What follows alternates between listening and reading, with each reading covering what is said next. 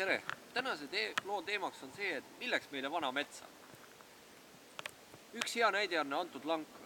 Antud langil toimub massiivne soostumine, sest ümberringi on toimunud vanametsa raie. Antud lang on ära raiutud, ümbert ringi on aja jooksul tehtud massiivseid raieid ja raied on olnud väga ulatuslikud ja ümbruskonnas on jäänud mõned üksikud hektarid vanametsa tuustakaid. See on omakorda kaasa aidanud laiaulatuslikule soostumisele selles piirkonnas. Antud lang on umbes 5 või 6 aastat vana. Siin laiub tohutu hundinuia meri. RMK peaks siia istutama ilmselt sanglepa, sest seaduse järgi on nad kohustatud siia istutama puuliigi, mis siin kasvama läheb, kui looduslikult ei toimu uuenemist. Eks aja jooksul ole näha, kas nad siia langile tõesti istutavad midagi või mitte. Et kas RMK peab seadustest kinni või mitte. Seda näitab ainult aeg.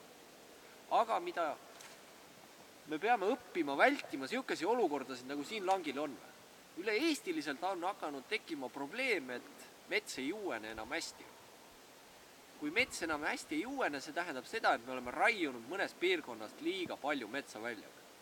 Just seda seemet kandvat metsa. Me peame aru saama, et vanal metsal on väga suur ökoloogiline roll Eesti jaoks. See, kui me raiume mingisuguse 1000 hektarilise suuruse ala vana metsast sisuliselt tühjaks, ei ole selle piirkonna jaoks mitte mingil juhul sobilik metsa majandamine. Jah, tegemist võib olla majandusmetsaga, aga me peame aru saama, et me peame hoidma metsa vanuselist kooslust mitmekülgsena. Seal peab olema lagedamaid alasid, noorendikke, keskealist metsa ja vana metsa. Aga kui me võtame ära just selle vana metsa, mis on selle liigilise ja seemne fauna hoidja, siis võibki järgneda hetke olukord, kus langi lõpus on magistraal, peakraav ja sellest ei ole ka kasu, et siin ei toimuks soostumist. Kui ümbruskonnas ei ole vana metsa, mis enam seda niiskust endasse koguks ja seda õhku vallandaks, siis automaatselt hakkabki toimuma ümbruskonnas laiaulatuslik soostumine, mis kahjustab tegelikkuses tuleviku põlvkonna metsa.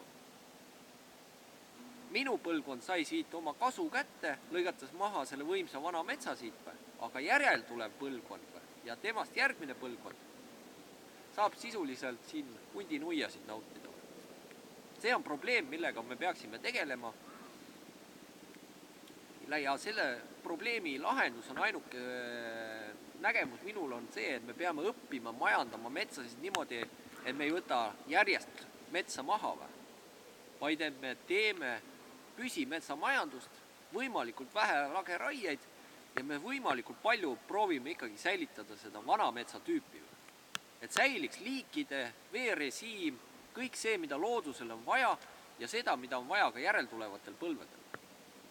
Aitäh kuulamast!